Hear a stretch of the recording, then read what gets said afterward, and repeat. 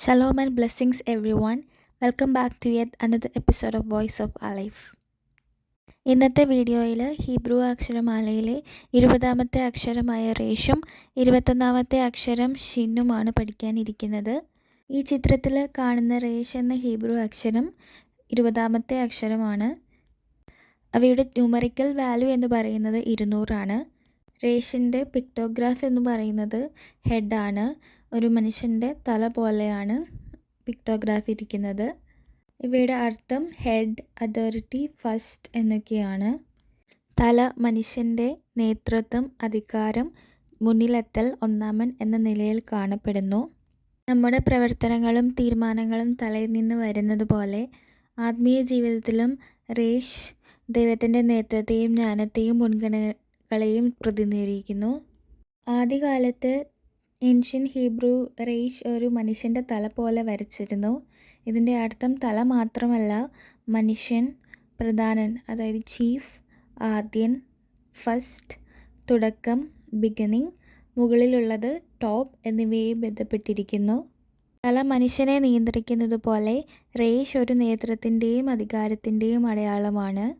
Early ഹീബ്രുവിൽ തലയുടെ രൂപം വ്യക്തമായി കാണുന്ന രീതിയിൽ വരച്ചിരുന്നു. പിന്നീട് മിഡിൽ ഹീബ്രുവിൽ അത് വളരെ ലളിതമായി ഒരു വളഞ്ഞ രേഖയിലൂടെ തലയുടെ രൂപം പ്രതിനിധീകരിച്ചു. ഇതിൽ നിന്നാണ് ഗ്രീക്ക് അക്ഷരം പിയും ലാറ്റിൻ അക്ഷരം ആർ രൂപം കൊണ്ടത്.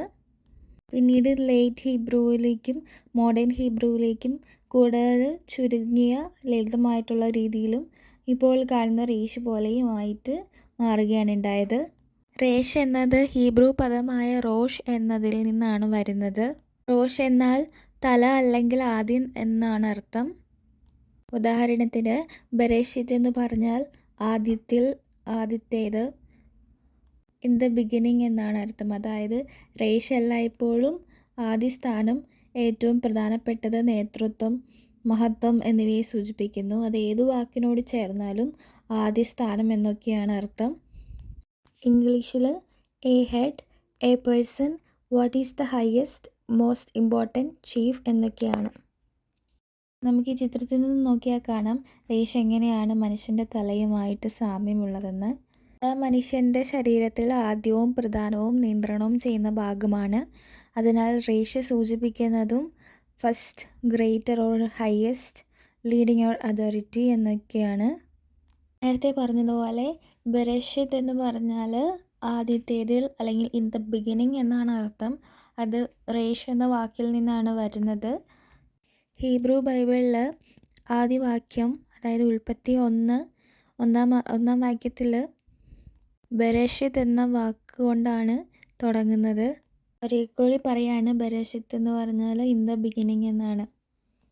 ആദിയിൽ ദൈവം ആകാശവും ഭൂമിയും സൃഷ്ടിച്ചു എന്നാണ് നമ്മൾ മലയാളത്തിലെ ബൈബിൾ വാക്യം തുടങ്ങുന്നത്. അങ്ങനെ 20ാമത്തെ അക്ഷരമായ റേഷ് നമ്മൾ പരിചയപ്പെട്ട് കഴിഞ്ഞു. ഹീബ്രു അക്ഷരമാലയിലെ 21ാമത്തെ അക്ഷരമാണ് ഷീൻ. ഷിൻ എന്ന അക്ഷരത്തിൻ്റെ സംഖ്യാമൂല്യം 300 ആണ്. ഒരു പിക്ടോഗ്രാഫ് നോക്കിയാൽ നമുക്ക് കാണാൻ കഴിയുന്നത് പല്ലുകളാണ്. ഷിന്നിൻ്റെ പ്രധാനമായ അർത്ഥങ്ങളാണ് teeth, press or destroy, separate, അതായത് കടിക്കുക, ചുരുണ്ടുക, നശിപ്പിക്കുക, വേർതിരിക്കുക എന്നിവയൊക്കെ. പഴയ കാലത്ത് ഷീൻ പല്ലുകളുടെ രൂപത്തിലാണ് വരച്ചിരുന്നത്. പല്ലുകൾ ഭക്ഷണം കടിച്ചു മാറ്റാനും വേർതിരിക്കാനും ചുരുണ്ടാനും ഉപയോഗിക്കുന്നതിനാൽ ഈ അക്ഷരത്തിൻ്റെ അർത്ഥം ശക്തി, വിധി, വേർതിരിക്കൽ, ന്യായം എന്നിവയുമായി ബന്ധപ്പെട്ടിരിക്കുന്നു. ചിത്രത്തിൽ കാണുന്നത് ഹീബ്രു അക്ഷരമായ ഷിന്നാണ്. The letter shin stands for Shaddai. Shaddai ഹീബ്രുയിൽ കർത്താവ്, സർവശക്തൻ, ദ ഓൾമൈറ്റി ലോർഡ് എന്നാണ് അർത്ഥം. ക്ഷേത്രത്തിൽ പുരോഹിതന്മാർ കൈകൾ രണ്ടു ഭാഗത്തായി, അതായത് ഇപ്പോൾ ചിത്രത്തിൽ കാണുന്ന പോലെ ഉയർത്തിപ്പിടിച്ച ജനങ്ങളെ അനുഗ്രഹിക്കുമായിരുന്നു. ആ കൈയുടെ ആകൃതിയിൽ ഷിൻ എന്ന അക്ഷരത്തിൻ്റെ രൂപം കാണാം. അതിലൂടെ പുരോഹിതന്മാർ ജനങ്ങളോട് ദൈവത്തിൻ്റെ അനുഗ്രഹം, വെളിച്ചം, സമാധാനം പറഞ്ഞു. പുരോഹിതരുടെ കൈ ഉയർത്തൽ ദൈവത്തിൻ്റെ സമാധാനം ജനങ്ങൾക്ക് നൽകുന്നു എന്നതിനുള്ള അടയാളമായിരുന്നു. ഏർലി ഹീബ്രുവിൽ ഷിന്ന ഒരു പല്ലിൻ്റെ ചിത്രം പോലെയാണ് വരച്ചിരുന്നത്. 1000 BC, അതായത് മിഡിൽ ഹീബ്രുവിലെ രൂപം കൂടുതൽ മല പോലെ വളഞ്ഞ വരകളായിത്തീരുന്നു. പല്ലുകൾ മുകളിൽ നിന്ന് ഉള്ള ചിത്രമാണത്.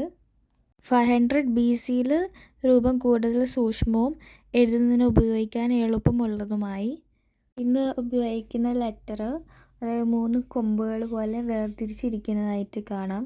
മനുഷ്യൻ്റെ ഹൃദയം കട്ട് സെക്ഷനുകൾ തുറന്ന് നോക്കുമ്പോൾ അതിൻ്റെ 2 ഭാഗങ്ങളും അതായത് റൈറ്റ് ആൻഡ് ലെഫ്റ്റ് വെൻട്രിക്കിൾസ് ചേർന്ന് മധ്യത്തിലൊരു W അല്ലെങ്കിൽ 3 കൊമ്പുകൾ പോലുള്ള രൂപം ഉണ്ടാകുന്നു. ഈ രൂപം ഹീബ്രു അക്ഷരമായ ഷീനുമായിട്ട് സാമ്യമുണ്ട്. ഇന്നത്തെ പഠനത്തിൽ ഹീബ്രു അക്ഷരങ്ങളായ റേഷ്, ഷീൻ എന്നീ അക്ഷരങ്ങൾ മനസ്സിലാക്കി. അക്ഷരങ്ങളെക്കുറിച്ച് മനസ്സിലാക്കുന്ന ഒരു ചെറിയ ലളിതമായ വീഡിയോ ആയിരുന്നു ഇത്. അടുത്ത വീഡിയോയിൽ ഹീബ്രുവിലെ അവസാനത്തെ അക്ഷരമായ തൗ ആയിരിക്കും നമ്മൾ പഠിക്കാൻ പോകുന്നത്. അപ്പോൾ ഇന്നത്തെ വീഡിയോ ഇവിടെ അവസാനിക്കുകയാണ്. ഹീബ്രുവിലെ ഓരോ അക്ഷരങ്ങളുടെ അർത്ഥവും ആഴവും മനസ്സിലാക്കാൻ ദൈവം നിങ്ങളെ അനുഗ്രഹിക്കട്ടെ. Thanks for watching.